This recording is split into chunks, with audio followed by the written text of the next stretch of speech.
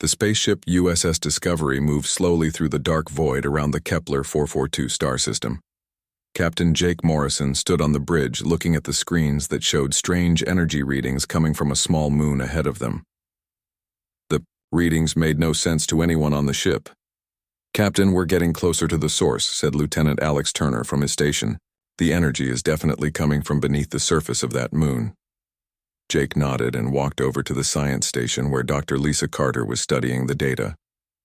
She was the best xenobiologist in the fleet, and if anyone could figure this out, it would be her. "What do you think, Doc?" Jake asked. Lisa looked up from her screen with excitement in her eyes. "Captain, I've never seen anything like this. The energy pattern is completely alien. It's not natural radiation or any kind of technology we know about. Something is down there, and it's been active for a very long time." Jake made his decision quickly. "Prepare a landing team. We're going down to investigate." 2 hours later, the landing shuttle touched down on the frozen surface of the moon. The team included Captain Morrison, Dr. Carter, Lieutenant Turner, Dr. Rachel Moore, who was the team's geologist, Sergeant Kevin Blake for security, Engineer Tony Martinez, and Danny Patterson, a young maintenance technician who took care of all the drilling equipment. Danny was only 23 years old, and this was his first deep space mission. He was nervous but excited to be part of something important. Back on Earth, he had worked on construction sites and learned how to fix almost anything with his hands. The other crew members were all officers or scientists, but Danny was just a regular guy who was good with tools. The moon's surface was covered in thick ice that had been frozen for millions of years. The team set up their equipment and began scanning for the energy source. It didn't take long to find it. "It's about 50 feet down," Dr. Moore announced, looking at her readings. "There's a large structure buried in the ice. It's definitely artificial." Danny got to work with the drilling equipment. The laser drill cut through the ice slowly but steadily. As they got deeper, the energy readings got stronger. The whole team could feel something strange in the air, like electricity before a storm. After 6 hours of drilling, they broke through into an open space. Danny lowered a camera probe down the hole, and everyone gathered around the monitor to see what was below. "My God," whispered Dr. Carter. "Look at that." The camera showed a huge underground chamber carved out of solid rock. In the center of the chamber stood a tall structure made of blue crystal that pulsed with its own light. The crystal was beautiful and terrifying at the same time. It was about 20 feet tall and shaped like a giant diamond, but it seemed to be alive somehow. "We have to go down there," said Captain Morrison. "This could be the most important discovery in human history." Danny set up the ropes and pulleys to lower the team into the chamber. He went first to make sure everything was safe. When his feet touched the ground, he felt a strange tingling sensation all over his body. The crystal was even more beautiful up close. The blue light seemed to dance inside it like liquid electricity. One by one, the rest of the team came down. They all felt the same strange sensation that Danny had experienced. Dr. Carter immediately began taking readings while Dr. Moore examined the chamber walls. The crystal seemed to respond to their presence, pulsing brighter when they got closer. "The energy output is increasing," reported Dr. Carter. "It's like the thing knows we're here." Lieutenant Turner was trying to establish communication with the ship when something unexpected happened. His equipment started picking up what sounded like a signal from inside the crystal itself. "Captain, I'm getting something," Turner called out. "It sounds like a voice." Everyone stopped what they were doing and listened. Through the static of Turner's radio came a faint sound that might have been singing or crying. It was definitely not human. "Can you clean it up?" asked. The captain. Turner worked with his equipment for several minutes. Slowly the sound became clearer. It was definitely a voice speaking in a language none of them had ever heard before. The voice sounded sad and lonely, like someone calling for help. "It's coming from inside the crystal," Turner confirmed. "There's something alive in there." Before anyone could respond, the crystal suddenly flared with brilliant light. The whole chamber filled with blue radiance that was so bright they all had to cover their eyes. When the light faded, they saw that the crystal had changed. There was now a dark shape visible inside it, like a person trapped in blue ice. "Everyone step back," ordered Captain Morrison. But it was too late. The crystal began to crack. Long lines appeared on its surface, spreading like a spider web. A low humming sound filled the chamber, growing louder and louder, until it hurt their ears. Then, with a sound like breaking glass, the crystal shattered into a million pieces. From the ruins of the crystal rose a figure that took everyone's breath away. It was a woman, or at least something that looked like a woman. Her skin was pale, blue like winter ice, and her long hair was silver-white like starlight. She wore a flowing dress that seemed to be made of the same blue light as the crystal. Her eyes glowed with an inner fire that was both beautiful and frightening. The woman looked around the chamber with confusion and fear. She spoke in the same musical language they had heard through Turner's radio, but now they could see her lips moving. She seemed to be asking questions, but none of them could understand what she was saying. Dr. Carter stepped forward slowly, holding up her hands to show she meant no harm. "We're friends," she said gently. "We want to help you." The woman tilted her head like she was trying to understand. Then she smiled and reached out toward Dr. Carter with one pale hand. "Wait," Danny called out. Something felt wrong to him, but he couldn't say what it was. The woman's fingers touched Dr. Carter's arm, and instantly the scientist screamed. But the scream was cut short as Dr. Carter's entire body turned to solid ice in less than a second. She became a perfect ice statue, her face frozen in an expression of shock and terror.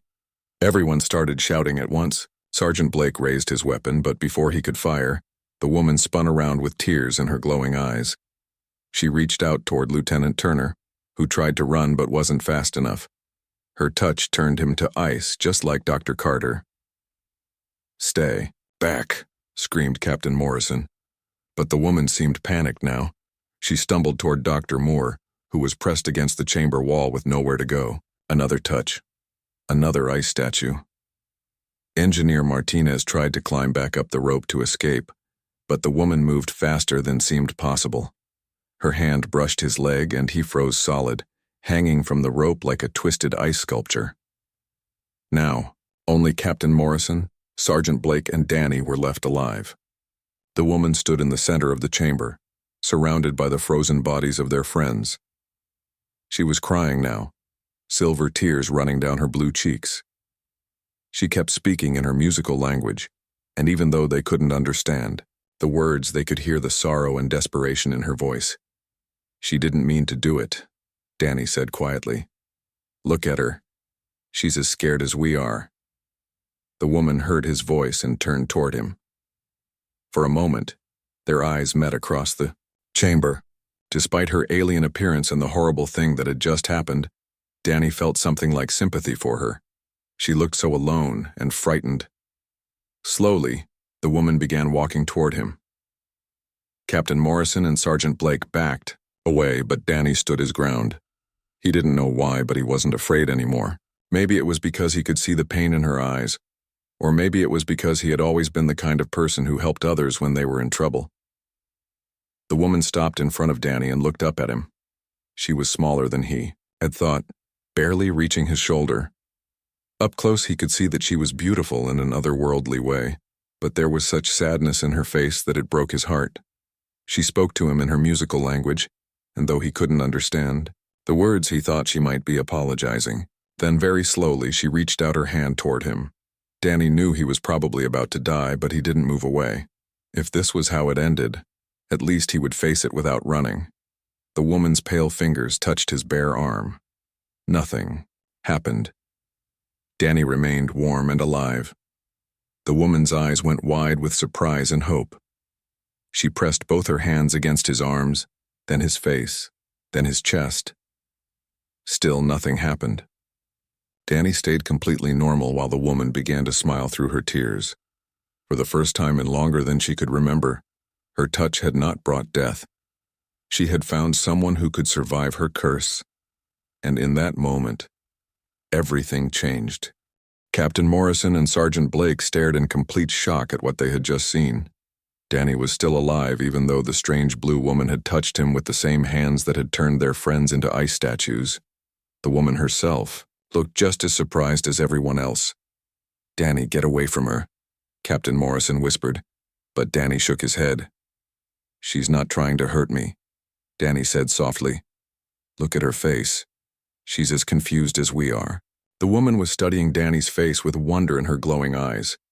She spoke again in her musical language, and this time her voice sounded hopeful instead of scared. She kept touching his arms and hands like she couldn't believe what was happening. "We need to get out of here," Sergeant Blake said, raising his weapon again. "This thing is dangerous." "No," Danny said firmly. "She didn't mean to hurt anyone. Can't you see she's crying? She's upset that our friends got hurt." The woman seemed to understand that they were talking about her. She looked at the frozen bodies of Dr. Carter, Lieutenant Turner, Dr. Moore, and Engineer Martinez. Fresh tears ran down her blue cheeks, and she spoke in her own language, shaking her head sadly. "Morrison to USS Discovery," the captain said into his radio. "We have an emergency situation. 4 crew members are down and we need immediate evacuation." The voice of Commander Janet Wells came back through the radio. "What's your status, Captain?" "We've encountered an alien life form. It appears to be hostile. Prepare for emergency quarantine procedures." Danny looked at the captain with frustration. "She's not hostile. She's just scared and alone. Something's wrong with her. But she doesn't want to hurt people." The woman heard the tension in their voices and backed away from them. She spoke again, pointing to herself and then to the broken crystal pieces around the chamber. She seemed to be trying to explain something important. "I think she's trying to tell us where she came from," Danny said. He walked over to the crystal fragments and picked up a piece. It was still warm and pulsed with a faint blue light. The woman nodded eagerly when she saw him holding the crystal. She came closer and touched the piece in his hand. Suddenly, images flashed through Danny's mind like he was watching a movie. He saw a beautiful world covered in silver cities and blue oceans. He saw people who looked like the woman, all with pale blue skin and silver hair. They were traveling between the stars in ships made of crystal, visiting other worlds and helping sick people. But then something terrible happened. A bright flash of light came from space and everything changed. The people started dying when they touched each other, and their healing powers became a curse instead of a gift. The images stopped, and Danny found himself back in the chamber. The woman was watching his face carefully, and he could tell she had somehow shared her memories with him. "I saw it," Danny said quietly. "I saw what happened to your people." Captain Morrison and Sergeant Blake looked at him like he had lost his mind. "What are you talking about, Danny?" "She showed me. Her people were healers, but something went wrong. A cosmic event changed them somehow. They used to save lives, but now their touch kills instead of heals. She's been trapped in that crystal for hundreds of years." The woman nodded when she heard the sadness in his voice.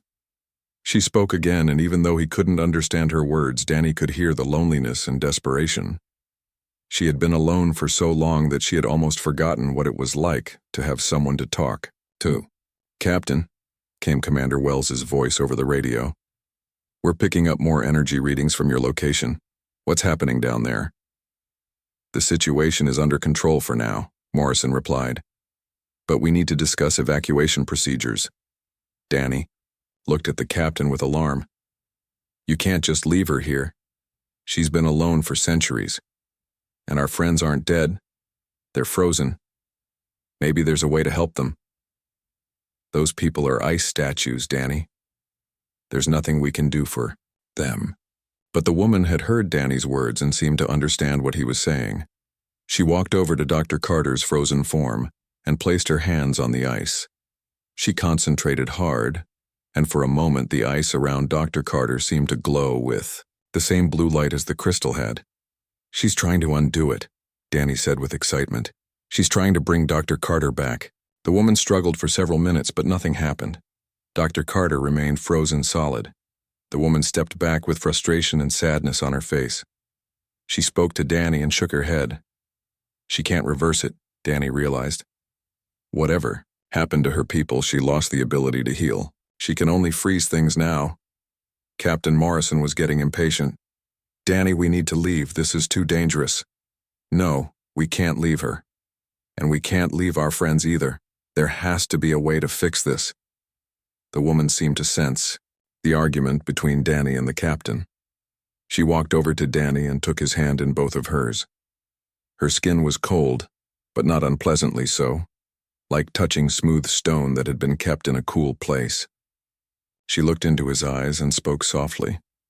Even though Danny couldn't understand her language, he felt like she was trying to tell him something important. There was hope in her voice now, something that hadn't been there before. I think she believes. I can help her, Danny said. Maybe because I'm not affected by her touch, I can figure out how to fix whatever went wrong. That's completely ridiculous, Sergeant Blake said. You're a maintenance worker, not a scientist. So what? I fix things for a living. Maybe that's exactly what she needs. The woman nodded eagerly when she heard the word, fix. She led Danny over to where the largest pieces of the broken crystal lay scattered. She knelt down and began arranging the pieces in a pattern that looked almost like a circuit board. Look at that, Danny said with growing excitement. It's not just a crystal, it's some kind of technology. The woman continued working with the crystal pieces, and Danny could see that there was definitely a pattern to how they fit together. It reminded him of the electronic systems he had worked on back on Earth, but far more advanced than anything humans had ever built. This is incredible, Danny murmured, kneeling down beside her. It's like a computer made out of living crystal. The woman smiled when she saw Danny's interest in the crystal technology. She began pointing to different pieces and speaking in her musical language. Even though he couldn't understand the words, Danny could tell she was trying to explain how it worked. Captain Morrison to USS Discovery, came the captain's voice again. Request permission to establish extended research mission. Commander Wells sounded surprised. Extended mission? Captain, your orders were to investigate and return. Immediately. The situation has changed. We may have discovered technology that could revolutionize human medicine. I need more time to evaluate the potential. Danny looked up at the captain with gratitude. Morrison was taking a big risk by disobeying direct orders, but he could see the importance of what they had found. The woman seemed to understand that they were talking about staying longer. She looked hopeful again and continued working with the crystal pieces.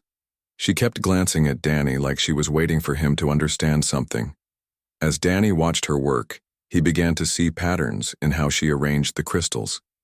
It was like she was trying to rebuild something that had been broken for a very long time, and somehow she seemed to believe that he was the key to making it work again.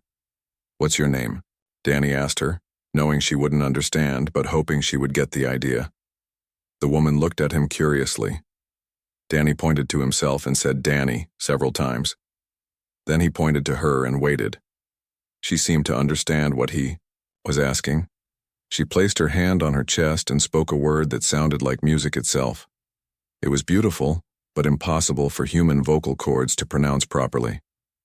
I'll call you Vera, Danny said, remembering a girl from his hometown who had the same kind of sad, beautiful eyes. Vera smiled when she heard the name and nodded. She repeated Danny carefully, her accent making it sound exotic and strange. Then she went back to working with the crystals, but now there was something different about her. She didn't seem quite so alone anymore. Captain Morrison watched all of this with growing concern and fascination. He knew that first contact with an alien species was supposed to follow strict protocols, but nothing in his training had prepared him for a situation like this. A deadly alien who couldn't control her own powers, frozen crew members who might not be truly dead, and a maintenance worker who seemed to be the key to solving an ancient alien curse. Danny, the captain said finally, I hope you know what you're doing? Danny looked at Vera, who was still working patiently with the crystal fragments, and then at the frozen forms of their friends. So do I, Captain. So do I. 3 days had passed since the discovery in the crystal chamber. The USS Discovery remained in orbit around the moon, while Captain Morrison argued with Earth Command about what to do next. Danny and Vera had been working together almost non-stop, trying to understand the broken crystal technology. Dr. Helen Ross, the ship's chief medical officer, had been studying the frozen crew members through remote sensors. She called Captain Morrison to the medical bay with urgent news. "Captain, you need to see this," Dr. Ross said, pointing to her medical screens. "I've been monitoring the frozen crew members continuously. They're not dead." Captain Morrison looked at the readings with surprise. "What do you mean they're not dead?" "Their cellular activity is suspended but not terminated. It's like they're in perfect hibernation. Their bodies are preserved exactly as they were at the moment of freezing. If we could find a way to reverse the process, they might survive." This news changed everything. Morrison immediately contacted Danny on the moon's surface through the communication system they had set up. "Danny, Dr. Ross says, our people might still be alive. They're in some kind of suspended animation." Danny's voice came back full of excitement. "That makes sense, Captain. Vera's been trying to show me something about her people's original abilities. I think they were supposed to preserve life, not destroy it." Down in the crystal chamber, Danny and Vera had made remarkable progress in understanding each other. Vera had learned several dozen English words while Danny had figured out some basic concepts in her musical language. More importantly, they had begun to piece together the crystal technology. "Vera, show me again," Danny said, pointing to the crystal fragments arranged in their complex pattern. Vera nodded and began to hum a soft melody. As she hummed, the crystal pieces began to glow with their blue light. Danny watched carefully as the light moved between the crystals in specific patterns, like electricity flowing through circuits. "It's controlled by sound," Danny realized. "Your voice activates the crystals." Vera smiled and nodded enthusiastically. She had been trying to explain this to him for days. She sang a different melody and the crystal pattern changed. Some pieces glowed brighter while others dimmed. It was like a musical computer that responded to her voice. Through their growing communication, Vera had explained more about her people's history. The Krithani, as they called themselves, had traveled the galaxy for thousands of years. They were healers and preservers, using their crystal technology to save dying civilizations. When a world faced extinction from disease or disaster, the Krithani would arrive and put the entire population into suspended animation. Then they would work for years, decades, or even centuries to find solutions. Once they had cured the disease or solved the problem, they would revive the preserved people and restore their world. "Your people were heroes," Danny told Vera as they worked together. "You saved entire worlds." Vera's expression grew sad as she tried to explain what had gone wrong. Through gestures and her limited English, she told Danny about the great disaster that had changed everything. A massive star had exploded near the Krithani homeworld, sending out waves of strange radiation. This cosmic event had damaged the central control system that coordinated all their crystal technology across the galaxy. Instead of preserving life in perfect stasis, their touch began causing permanent freezing death. "The big star died," Vera said in her careful English. "Bad light came, changed everything. My people tried to fix but could not. All died." Danny felt his heart break for her. "How long have you been alone?" Vera held up her fingers several times, trying to show him a number. Finally, she drew symbols in the dust that Danny recognized as being similar to Earth's number system. When he calculated it out, he realized she had been trapped in the crystal for over 800 years. 800 years alone, Danny whispered. "I'm so sorry, Vera." But Vera wasn't looking for pity. She was looking for solutions. She pointed to Danny and then to the crystal array. "You different," she said. "You can touch. You can help fix." Danny studied the crystal pattern more carefully.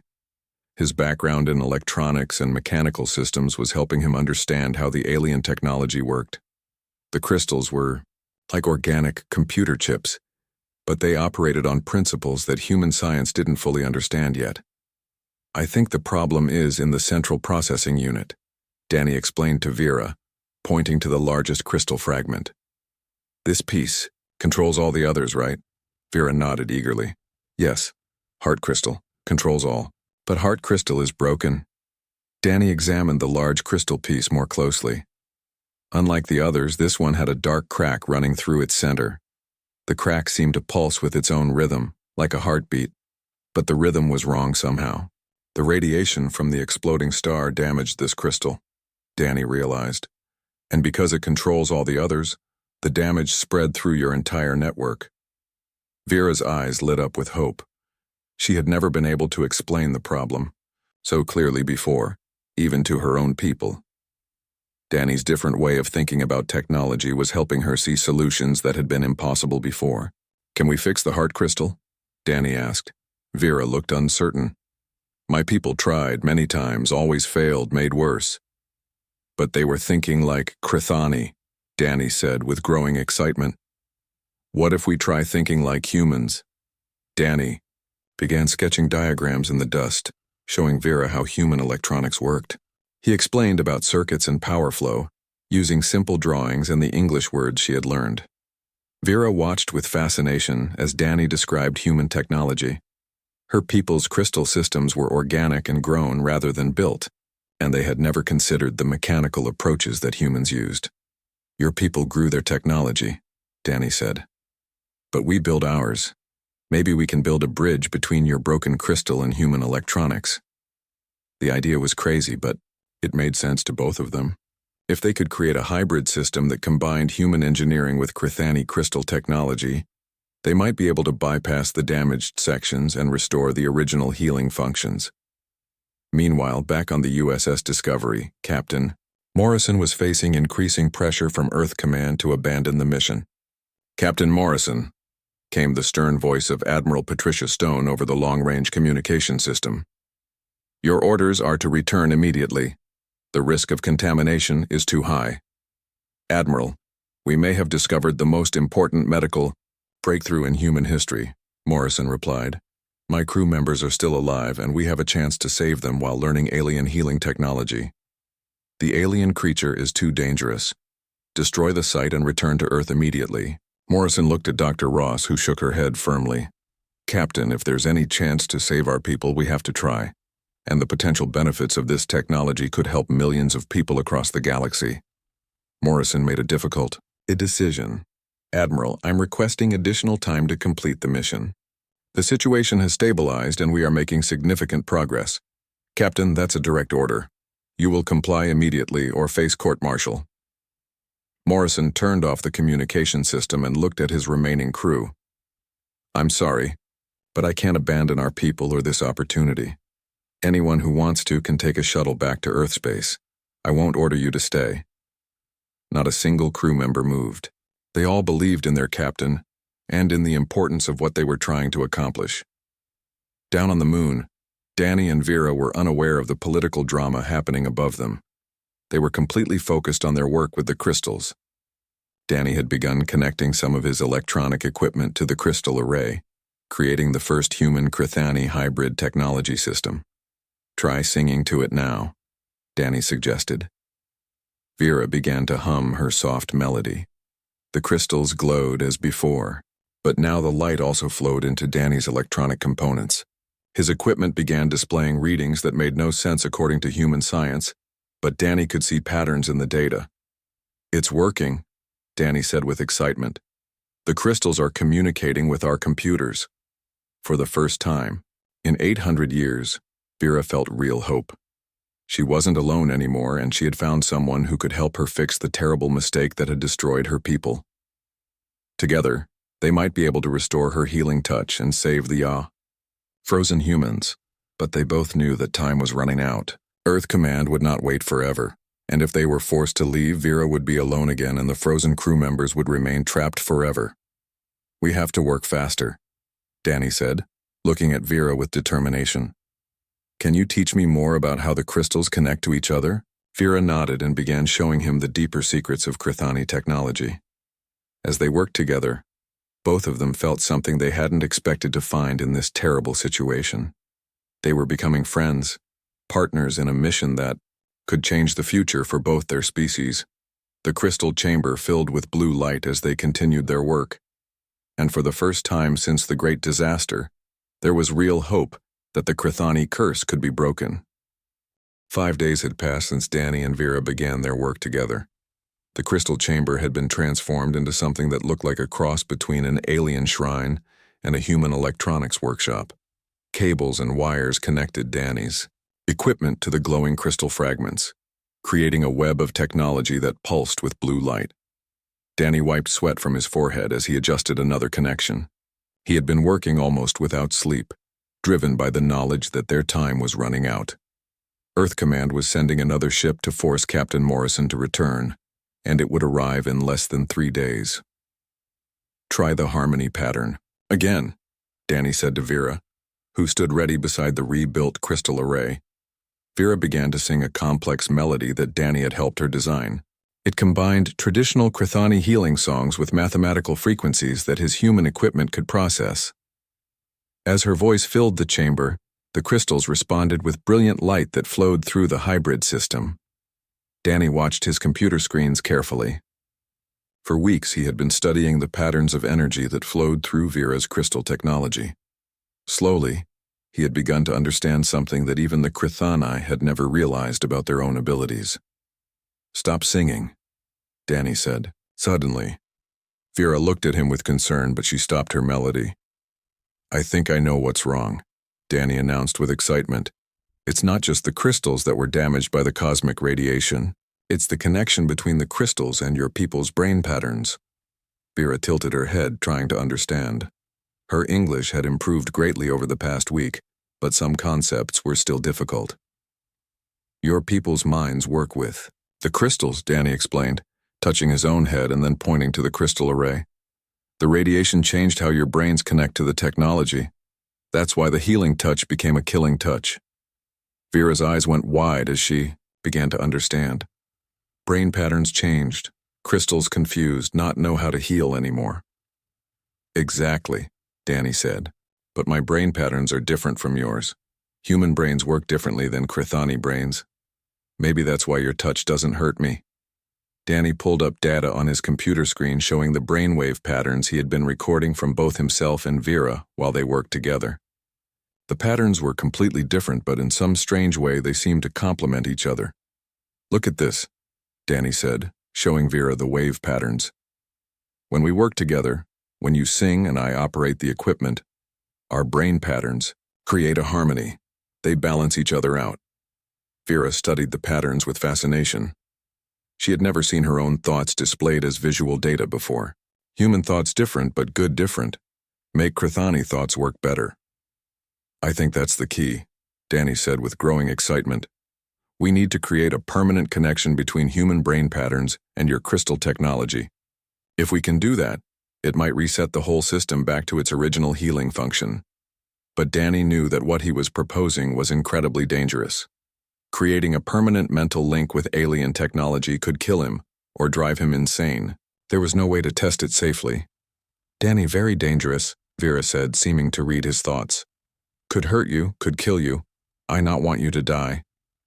Danny looked at the frozen forms of his friends, still standing like ice sculptures around the chamber. Dr. Carter's face was frozen in an expression of surprise while Lieutenant Turner looked like he was trying to run. They had been trapped like this for over a week now, and time was running out to save them. "I have to try," Danny said quietly. "It's the only way to save them and to help you get your healing powers back." On the USS Discovery, Captain Morrison was facing his own crisis. The ship from Earth Command had arrived early, and Admiral Stone herself was aboard. She had come to personally ensure that Morrison followed orders. "Captain Morrison, you are relieved of command," Admiral Stone announced, as she stepped onto the bridge. "Commander Wells, you will take us back to Earth immediately." "Admiral, please," Dr. Ross interrupted. "We're on the verge of a breakthrough. The alien technology could revolutionize medicine. We could cure diseases that have plagued humanity for centuries." "The risk is too great," Admiral Stone replied coldly. "The alien creature has already killed 4 crew members. We will not lose any more." "They're not dead," Dr. Ross insisted. "They're in suspended animation. We can save them if we just have more time." Admiral Stone looked at the medical readings that Dr. Ross showed her. Even she had to admit that the frozen crew members showed signs of life, but she was not willing to take any chances. "You have 6 hours to retrieve the survivors and destroy the alien site," Admiral Stone ordered. "After that, we leave whether they're aboard or not." Down in the crystal chamber, Danny was making final preparations for the most dangerous experiment of his life. He had built a device that would create a direct neural link between his brain and the Krithani crystal network. If it worked, it might restore Vera's healing abilities. If it failed, it would probably kill him. You sure about this? Danny asked Vera one more time. Vera touched his face gently with her cold fingers. Over the past week, she had grown to care deeply for this strange human who had shown her such kindness. The thought of losing him was almost unbearable, but she also knew it might be their only chance. "I sure," Vera said in her careful English. "But Danny, if this not work, if you get hurt, I will be very sad. You are first friend I have in 800 years. Danny smiled at her. "You're my friend too, Vera, and friends help each other no matter what the cost." Danny put on the neural interface device he had built. It was a crude combination of human electronics and Krithani crystal technology, but it was the best he could do with the materials available. Wires connected the device to both his computers and to the crystal array. "When I activate this, you need to sing the healing song," Danny instructed. "The one your people use to preserve life instead of ending it. Do you remember it?" Vera nodded sadly. "I remember, but I have not sung healing song for 800 years. What if I forget?" "You won't forget," Danny said confidently. "Your people were healers for thousands of years. It's part of who you are." Danny took a deep breath and activated the neural interface. Immediately, his mind was flooded with sensations unlike anything he had ever experienced. He could feel the crystal network as if it were part of his own body. Every fragment pulsed with his heartbeat, and he could sense the flow of energy through the entire system. But something was wrong. The energy patterns were chaotic and dangerous. Danny could feel why Vera's touch had become deadly. The cosmic radiation had created interference patterns in the crystal network that turned healing energy into destructive force. "Now, Vera," Danny called out, fighting to stay conscious as alien thoughts flowed through his mind. "Sing the healing song now." Vera began to sing a melody that was older than human civilization. It was a song her people had used to preserve life across the galaxy, a melody that carried the hope and compassion of an entire species. As she sang, the crystal network began to resonate with new patterns. Danny felt the healing song flow through his mind and into the crystal system. His human brain patterns mixed with Vera's Krithani melodies, creating something entirely new. The chaotic interference that had plagued the network for 800 years began to stabilize. "It's working," Danny gasped, though the strain was enormous. "I can feel the network resetting itself," the entire chamber filled with brilliant blue light as the crystal network recalibrated itself. 800 years of damage was being undone in a matter of minutes. Danny could feel his consciousness expanding through the network, touching every crystal fragment and restoring its original purpose. But the strain was too much for a human mind to handle. Danny began to lose consciousness as the alien technology overwhelmed his neural pathways. Just before he blacked out, he felt Vera's hand touch his forehead. For the first time in 800 years, her touch brought healing instead of death. The neural interface that connected Danny to the crystal network allowed Vera to share his mental patterns, and her healing touch repaired the damage that the alien technology was causing to his brain. When Danny woke up several hours later, the first thing he saw was Vera's face looking down at him with concern. But something was different about her. The sadness that had always been in her eyes was gone, replaced by hope and joy. "Danny, you did it," Vera said with excitement. "The healing song works again. The crystal network is fixed." Danny sat up slowly, feeling strange but not unpleasant changes in his mind. The neural interface had created a permanent connection between him and the Krithani technology.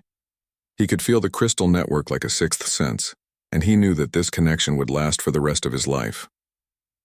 "Are you okay?" Danny asked Vera. "Can you control your touch now?" Vera smiled and gently placed her hand on a broken piece of equipment nearby. Instead of freezing it, a soft blue glow surrounded the device and it was completely repaired. "I can heal again," Vera said with wonder in her voice. "For first time in 800 years, I can touch something and make it better, instead of worse." They both looked at the frozen forms of their friends, Now came the real test. Could Vera's restored healing touch bring them back from their icy prison? Danny and Vera stood before Dr. Carter's frozen form, both nervous about what they were about to attempt. The crystal chamber glowed with soft blue light from the restored network, and Danny could feel the healing energy flowing through the system, like a warm current in his mind. "Are you ready?" Danny asked Vera, who nodded with determination. Vera placed both hands on Dr. Carter's frozen shoulders and began to sing the ancient healing melody. The blue light grew brighter, and Danny watched through his neural connection as healing energy flowed through the crystal network and into Vera's touch. At first, nothing seemed to happen. Dr. Carter remained frozen solid, her face still locked, in that expression of shock. But then Danny noticed tiny changes. The ice around her fingers began to glow with warm light, and very slowly, color started to return to her skin. "It's working," Danny whispered, hardly daring to believe it. The healing process took nearly an hour. Gradually, the ice melted away from Dr. Carter's body as Vera's touch restored life to her frozen cells. When the last of the ice disappeared, Dr. Carter suddenly gasped and stumbled forward. "What happened?" Dr. Carter asked, looking around the chamber in confusion. "I remember the alien woman touching me, and then everything went dark." "You were frozen for over a week," Danny explained quickly. "But Vera saved you. Her touch heals now instead of hurts." Dr. Carter looked at Vera with amazement and gratitude. "Thank you," she said simply. Vera smiled and moved on to Lieutenant Turner. The process was easier the second time, and within 30 minutes Turner was breathing and moving again. He was confused and disoriented, but completely healthy. "This is impossible," Turner said, staring at his hands. "I was ice. I felt myself freezing solid. How am I alive?" "Krithani healing technology," Danny explained. "Vera's people used to preserve life by putting people into perfect stasis. The cosmic radiation that damaged their abilities made the stasis permanent instead of temporary. But we fixed the problem." One by one, Vera revived Dr. Moore and Engineer Martinez. Each crew member emerged from their frozen state completely healthy and unharmed. In fact, they seemed to be in better condition than before they were frozen. "I feel amazing," Dr. Moore announced, stretching her arms. "My arthritis is completely gone. I haven't felt this good in years." Engineer Martinez examined his hands in wonder. "My vision is perfect. I've worn glasses since I was 12, but now I can see everything clearly." Lieutenant Turner discovered that an old shoulder injury from a training accident had been completely healed. It was as if Vera's healing touch had not only revived them, but had also repaired every injury and ailment in their bodies. "Krithani healing very powerful," Vera explained proudly. "We fix everything wrong with body when we heal." Just then, Captain Morrison's voice came over the radio with urgency. "Danny, we have a serious problem up here. Admiral Stone is preparing to destroy the entire site. You have less than an hour to evacuate." Danny looked at Vera with concern. They had saved his friends, but now they faced a new crisis. If Earth Command destroyed the crystal chamber, Vera would lose access to her people's technology and might revert to her deadly curse. "We can't let them destroy this place," Danny said. "Vera needs the crystal network to maintain her healing abilities." "But how can we stop them?" Dr. Carter asked. "Admiral Stone has already made up her mind." Vera had been listening to their conversation with growing understanding. Her English had improved dramatically during their time together, and she could follow most of what they were saying. "I have idea," Vera announced. "I come with you to ship. Show Earth people that I am healer, not killer." Danny shook his head, immediately. "It's too dangerous. If something goes wrong with your healing abilities while you're on the ship, you could accidentally hurt someone." "No," Vera said confidently. "Danny and I connected now. Through Crystal Network. I always have. Healing touch. Cannot go back to killing touch." Danny could feel through their neural link that Vera was telling the truth. The connection they had established was permanent and would maintain her healing abilities even away from the crystal chamber. "All right," Danny decided. "Let's go meet Admiral Stone." The team quickly gathered their equipment and prepared to return to the USS Discovery. Vera had never been inside a human spacecraft before, and she looked around with fascination as they entered the shuttle. Human technology very different from Krithani, Vera observed. You build with metal and circuits. We grow with crystal and song. Maybe we can learn from each other, Danny suggested. Combine our technologies to create something even better. When they arrived on the USS Discovery, Admiral Stone was waiting in the shuttle bay with a full security team. She took one look at Vera and immediately ordered her guards to raise their weapons. Stand down, Admiral Stone commanded Danny and the others. Move away from the alien creature immediately. Admiral, please listen, Captain Morrison said quickly. The situation has changed completely. The alien isn't dangerous anymore. I can see that 4 of my crew members are alive when they should be dead, Admiral Stone replied coldly. But that doesn't change the fact that this creature is a threat to human safety. Vera stepped forward calmly, showing no fear of the weapons pointed at her. I not creature, she said in her careful English. I am Vera. I am healer. I want to help human people. Admiral Stone was clearly surprised to hear the alien speak English, but she remained suspicious. You killed 4 crew members. I not mean to kill, Vera explained sadly. My people cursed. Touch became death instead of healing. But Danny helped me fix curse. Now I heal again. To demonstrate, Vera walked over to one of the security guards who had an obvious scar on his hand from an old injury. Before anyone could stop her, she gently touched the scar. The guard tensed, expecting to be frozen, but instead the scar disappeared completely. My hand, the guard said in amazement. The scar is gone. It doesn't hurt anymore. Admiral Stone stared at the healed hand with disbelief. How is this possible? Dr. Ross stepped forward with her medical scanner. Admiral, I've been monitoring all the revived crew members. Not only are they completely healthy, but they're in better condition than before they were frozen. Every injury, every illness, every genetic defect has been corrected. Krithani healing technology is far beyond anything we have, Dr. Carter added. This could revolutionize human medicine. We could cure cancer, repair spinal injuries, even reverse aging. Admiral Stone was beginning to understand the implications of what she was seeing. You're telling me this alien has the ability to cure any human ailment? Not just human, Vera said. Krithani healed many species across galaxy for thousands of years. We preserved dying civilizations until solutions could be found. Danny stepped forward to explain the full situation. Admiral, Vera is the last of her people. They were galactic healers until a cosmic disaster cursed them. We've restored her abilities and she wants to share her knowledge with humanity. Why would you help us? Admiral Stone asked Vera directly. Vera looked at Danny with affection before answering. Danny showed me kindness when I was lost and alone. Human people have good hearts. My people always helped those who needed healing. Now I want to continue that mission with new friends. Admiral Stone spent several long minutes considering everything she had heard and seen. Finally, she made her decision. I'm authorizing the establishment of a permanent research station on the moon, Admiral Stone announced. This technology is too valuable to destroy, and if this alien truly wants to help humanity, then we should accept her offer. The entire shuttle bay erupted in cheers from the crew. Danny felt relief wash over him as he realized that Vera would not be alone anymore. There is one condition, Admiral Stone continued. Danny Patterson will be assigned as permanent liaison and partner to Vera. His unique compatibility with her technology makes him essential to the project. Danny looked at Vera, who smiled at him with joy. Partners? She asked. Partners, Danny confirmed.